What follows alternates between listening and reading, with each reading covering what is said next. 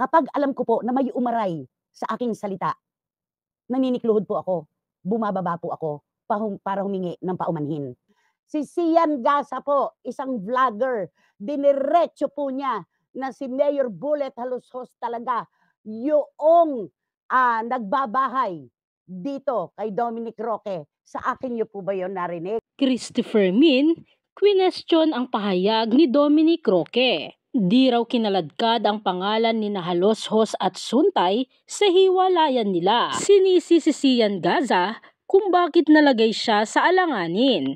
Mariing itinanggi ni showbiz columnist ang paratang ng kampo ni Dominic Roque na pinangalanan umano niya ang mga politikong benefactor ng aktor sa kanyang vlog. Sa latest episode ng Christopher Minute nitong Miyerkules, Pebrero 21, hinamon ng showbiz columnist ang panig ni Dominic kung saang bahagi umano ng vlog niya binanggit ang pangalan ni Dapitan City Mayor Bullet Halushos at dating Congressman Bong Suntay. Nasaan po ang pangalan ni Mayor Bullet Halushos? Mula ng aking salatin ang kwento tungkol sa hiwalayan ni Bea at Dominic Roque. Walang-wala silang maituturo. Matapang na pahayag ni Christy. Mayroon pong mga vloggers naglalabas ng litrato nila. Mayroon pang yung magkatabi sila na parang humahalik si Dominic kay Mayor Bullet. Pero hindi po sa amin galing yon. Anya. In fact, nagulat nga raw si Christy sa biglang pag-aray ni Halushos at Suntay kaugnay sa nasabing issue.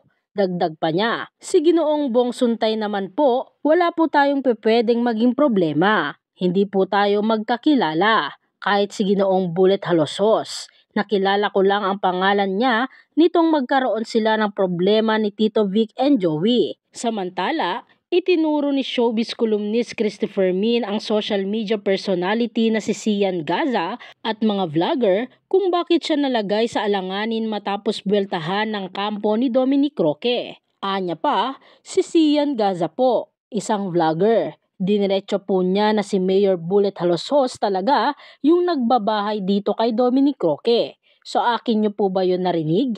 Saad ni Christy.